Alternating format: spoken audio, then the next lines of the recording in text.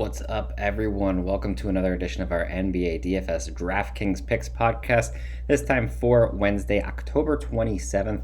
I am your host, Justin Bales. We have a larger 10-game slate tonight. It should be a fun time, a ton of injury news to go through, all kinds of stuff to discuss on this podcast. But before we get started, I asked the question yesterday, how many points will Julius Randle score against the Philadelphia 76ers? A bunch of replies, a bunch way too high. Randle did not even come close to hitting even the lowest one, which means everyone from yesterday's podcast unfortunately loses because we are playing prices right on this bad boy. We can start over again today. Let's pick just a random name that should be fun for projecting their points. How many points will Ja Morant score? For anyone watching that is wondering, he scored 37, 28, and 40 in his first three and gets a good matchup against the Portland Blazers. So, comment below, how many points will Ja Morant score tonight? Remember, we are running the Price is Right rules. Please, no one throw out a one. Smart bid on the game show. Not as fun for this type of podcast in question. But again, if you enjoy our content, if you watch these podcasts regularly, anything, if you're new and you like what we're doing here, please give us a thumbs up and subscribe to the channel. You can turn on the notifications by clicking the little bell so you never miss any of our content. And as always, along with answering the Ja Morant question, you can ask any questions, make any comments you want, anything, just post them in the comments below. I will be there throughout the day to respond to everything. I realize that there are times where I kind of give away a lot of players. I don't necessarily want to do that specifically on this podcast. It's a large 10-game slate. I want to condense it down a little bit. So I do want to say that not everyone not every good play or even great play, elite play on this slate I will talk about today. I'm just looking at some of my top options, kind of moving around the price range at each position. So if there's someone that I did not mention that you believe is a great play tonight, or you just have questions on anything of the sort, again, drop that in the comments and I will always let you know how I feel about them, whether I'm willing to play them if they're way too low on my rankings to be considered for their price or anything. I will always be here throughout the day to try to answer as many questions as possible. Also, you can get into our free Discord where I will also be answering questions. That is chatdfs.com, or you can find it in the description below. Along there, you can find our packages for our core plays, which obviously gets you our core plays for FanDuel and DraftKings, along with premium articles. And you get our projections, which Sam has done an outstanding job with those. So I highly recommend that. You can see it on the screen in this new setup, dfskarma.com/pricing. That is where you can find it. Or you can just go to the description below and you'll see a link there as well. That's also where you can find, my Twitter, the DFS Karma's Twitter, all of our socials. Anything that you could possibly need is in that description. So 100% feel free to just go there and find which link you're looking for and just give it a nice little click. We can start at point guard. At the top of the position, I think at this point I'm probably siding with Ja Morant as the top option. I love the price tag on Damian Lillard, but the Clippers was basically as good of a matchup as he could possibly get, and he just looked absolutely atrocious. 2 of 24 on the season, so at the time I'm going to be looking towards Ja Morant for a little bit more. He leads Memphis in drives per game. He's taking a ton of shots at the rim. He's also shooting plenty of threes. Almost 30 shot attempts, and then right around 20 in his last 2 games. So plenty of opportunities there. When he has his shot attempts lower a little bit, he's seeing significantly more free throw attempts per game. So essentially his shots aren't dipping at all. When he took 19 from basically the 29, obviously that dropped a little bit, but not 10 because he took 8 free throws compared to 2. And when it dropped down to 21, he had 11 free throws. So he's obviously turning those shots into fouls and then getting more or less free points at the line. I do like him against Portland. I'm expecting this game to be high scoring, fast paced. I mean, I know that Portland was just in that terrible game against the Clippers that literally no one saw coming, but I do believe that they kind of get back on track tonight, and that will allow players like John Morant to kind of stay in the game and really go off. Dropping down a little bit more at 7,600, Chris Paul has quietly looked really, really good. Excluding the blowout to Portland, where he only played 26 minutes, he's dropped 54 and 42. He's still under 8,000 and now gets a great matchup against the Sacramento Kings. So I feel like Paul kind of at this point in his career is just consistently disrespected. He's undervalued. He's underpriced at the moment. I think it seems pretty clear that as long as he's under 8K, he makes a really solid option, especially when you get as good of a matchup against Sacramento as he has tonight. When you keep dropping down, there are a few options that I'm willing to consider. Some are a little bit too cheap. The one guy that kind of sticks out at the moment that I'm slightly interested in is Cole Anthony. He has been just a rebounding machine over his last two games, 25 rebounds over his last two. He also dropped 66.5 fantasy points in the one. That was when his shot was falling. When his shot wasn't falling as well, he dropped 34, and he's still only 6,100. Gets a matchup against Charlotte, who has consistently been in high-scoring games this season. So I do believe that Cole Anthony is actually in play, especially with Terry Rozier is doubtful to play again. So I think that Cole Anthony can take advantage of someone like LaMelo Ball, and I do like him in this situation. At the bottom of point guard, there's not necessarily a ridiculous amount I love. There are some high upside options that you can consider. There's some guys that are just a little bit too cheap, under 4K, where you kind of feel like you're relatively comfortable getting 20 to 25 fantasy points out of them. A guy that I really like that I believe I mentioned on the last podcast down at 4,200 when he played against Golden State is Davion Mitchell. Very clearly that the Kings want to get him minutes. He's played 32 in each of his last two. He's a defensive nightmare for anyone that he's guarding. Last game, he scored 22 points, 30 fantasy points. So he doesn't necessarily do too much. He'll record a few assists. The big thing is that he does have steal potential. And then obviously he is a good shooter, as you can tell from 9 of 16, 3 of 8. And I don't even think that his shot is falling that well at the moment. So I believe that there's more upside to Davion Mitchell, but I think that his minutes are probably going to be locked in because of his defensive ability.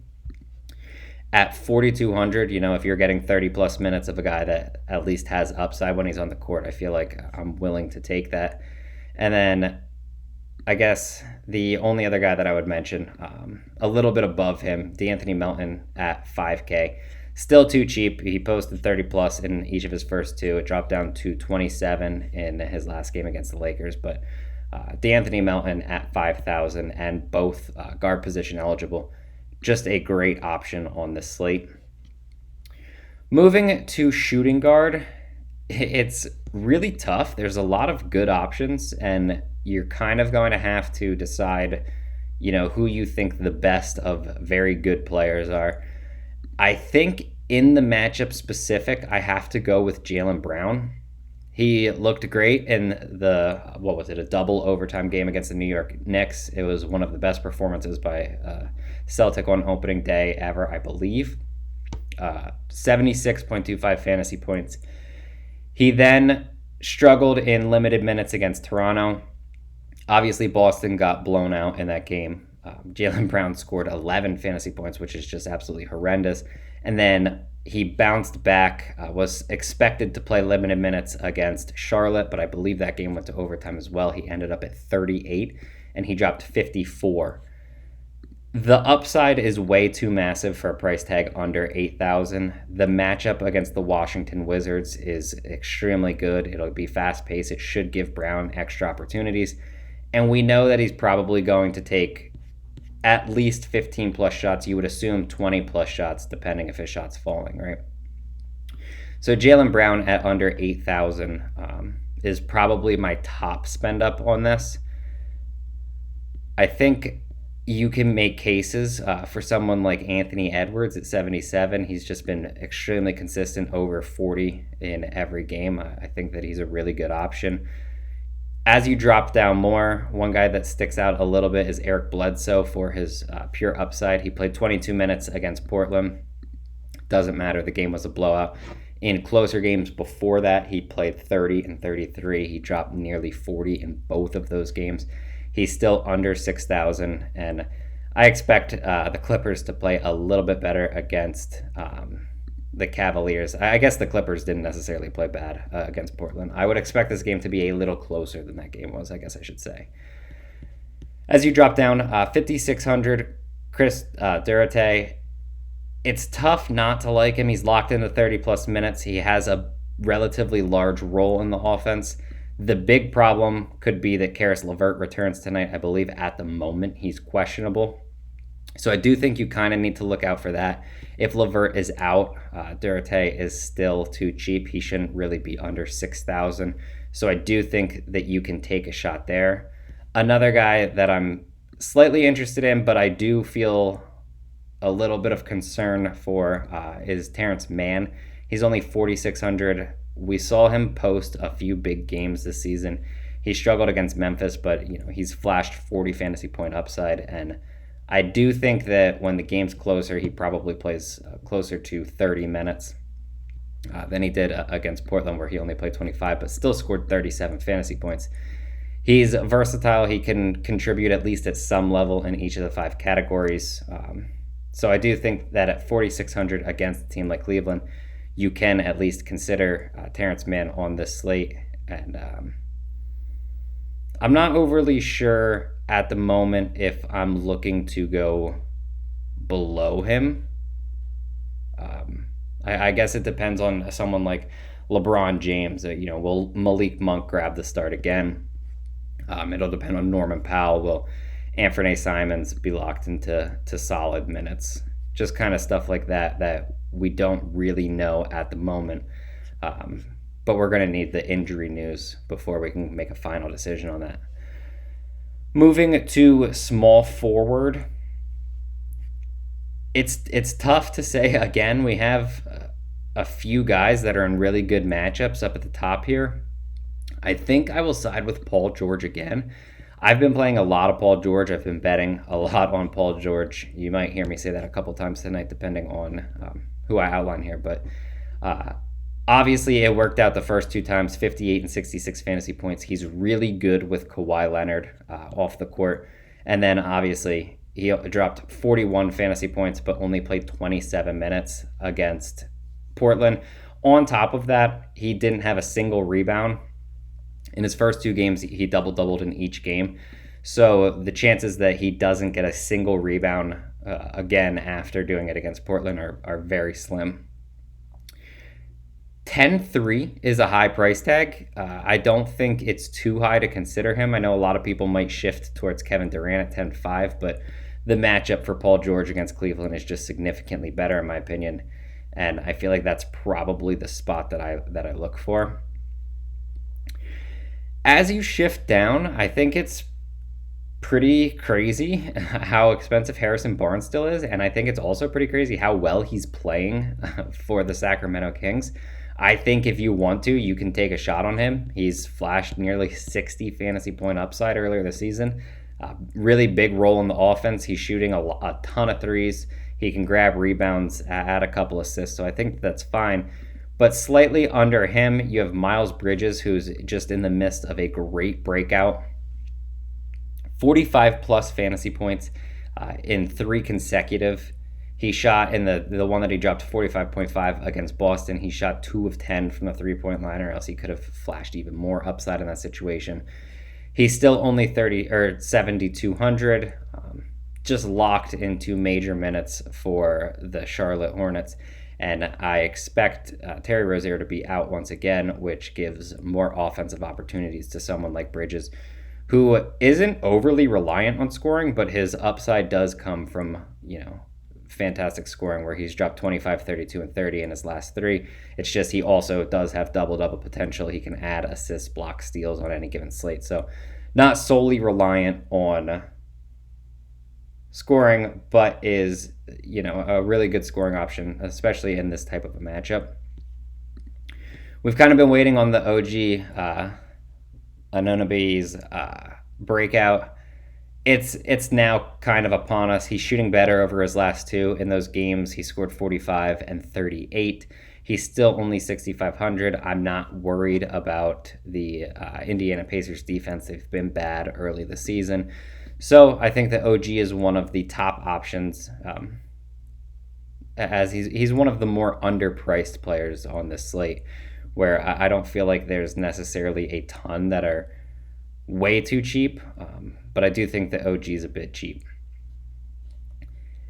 At small forward, you have, I guess I could save one for power forward, but I won't just so I can go over them. You have two options that are just a bit too cheap. The first one at 4,800 is Franz Wagner. He's really consistent. He's locked into big minutes for Orlando. He's now not playing a defense as difficult as Miami, even though he played well in that game. Gets a significantly better matchup against Charlotte. I expect them to be able to score on Charlotte, and Wagner makes a very solid option.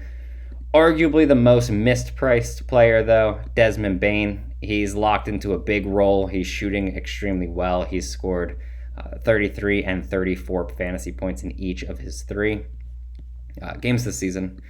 And then he's only $4,800. Way too cheap. He gets a really good matchup against Portland. I mean, there's no real reason that you're not going to be plugging Bain into your cash games tonight, and that's just going to kind of be an easy option. Down a little bit below him, I do think that you can play someone like Pat Connaughton.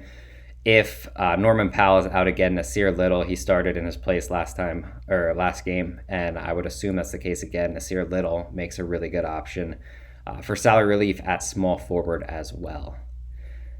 Moving to power forward, if you can get to the top, Giannis is the top option. He gets another plus matchup. We've seen him drop over 60 in 2 of 4 this season, and now he gets a really good matchup against Minnesota. So if you can get to Giannis, 100% viable. If LeBron James is out again, Anthony Davis under 10K makes a lot of sense. If not, Jason Tatum at 9,100 still gets a matchup against the Washington Wizards. He has posted 50 and 66, 51 and 66 in his last two. Plenty of upside. And I mean, he's still, I feel like he should be over 10K at this point.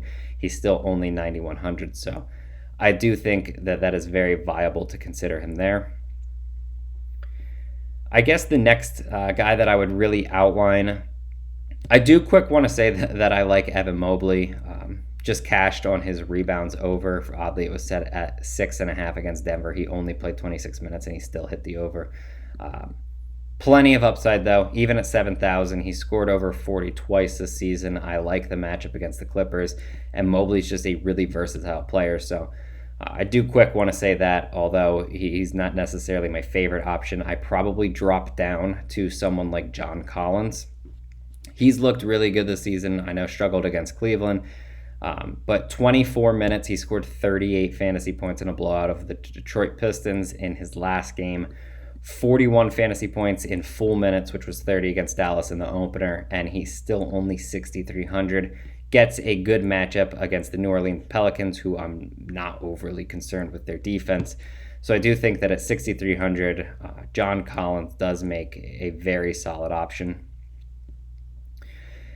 Outside of that, we can drop down. You can always take a shot on someone like Carmelo Anthony. We already talked about Franz Wagner here, and it feels like maybe we should have sat on either him or Nasir Little, because those are probably the cheap options that I'm considering at power forward. There's not much else that I necessarily love here, especially for cheap. So I think it makes sense to move on to center. I guess if Xavier Tillman's playing bigger minutes at only 3,200, you can take the shot on him as well. But moving to center, at the top of the position, I think any of them are fine because they're such good players that you can at least consider them, especially in tournaments if that makes sense. But none really stick out. I think Anthony Davis might be the top option. Obviously, Giannis. We talked about both of them. If you want to use someone like Domantas Sabonis, it's always 100% fine to do that. But same with Towns. They just don't make great plays, in my opinion.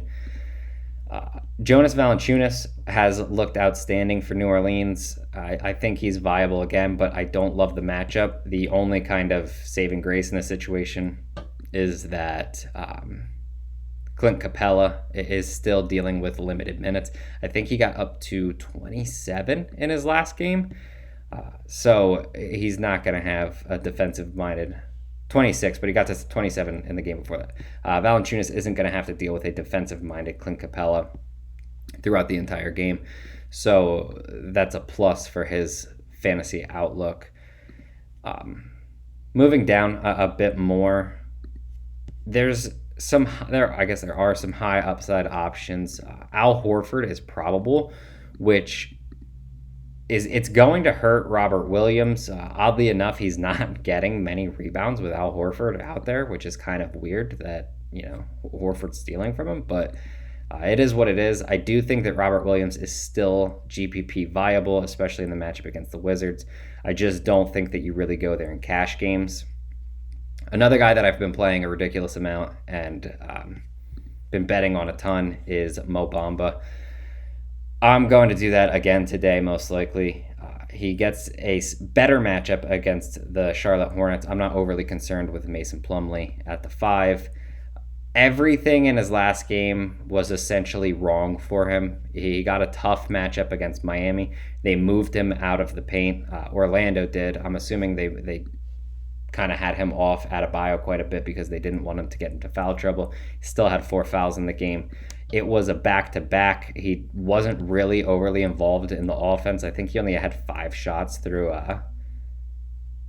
3 quarters. Only played 28 minutes. Still dropped 23.25 fantasy points. Not good for 6,000. But if that's his absolute floor, I'm not that mad for a player that has 50-plus fantasy point upside if everything's working right. And obviously gets a significantly better matchup against the Charlotte Hornets in Orlando this time. So I do think that Mo Bamba is a really good option at 6,200.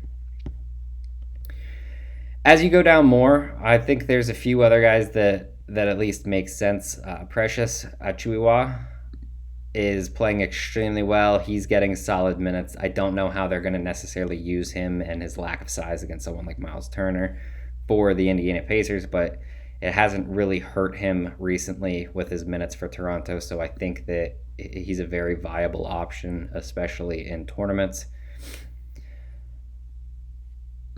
That might be about as low as I want to go at center on this slate. Isaiah Hardenstein's been playing bigger minutes. He's only 3,300, so I think that's at least viable if you want to take kind of like a weird stab on this. You can at least consider him, I guess.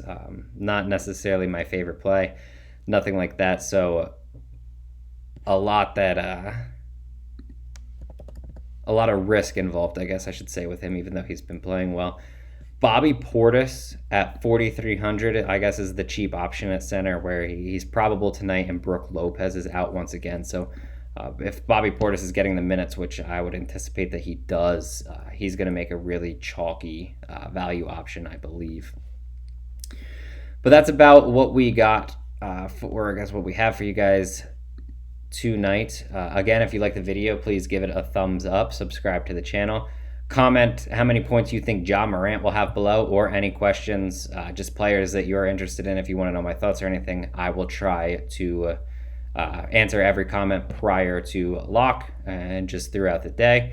Thank you again for watching. You can go to dfskarma.com for all of your needs, free content. We have our core plays package. We have our chat room where you can find it on there. But thank you for watching, and good luck tonight.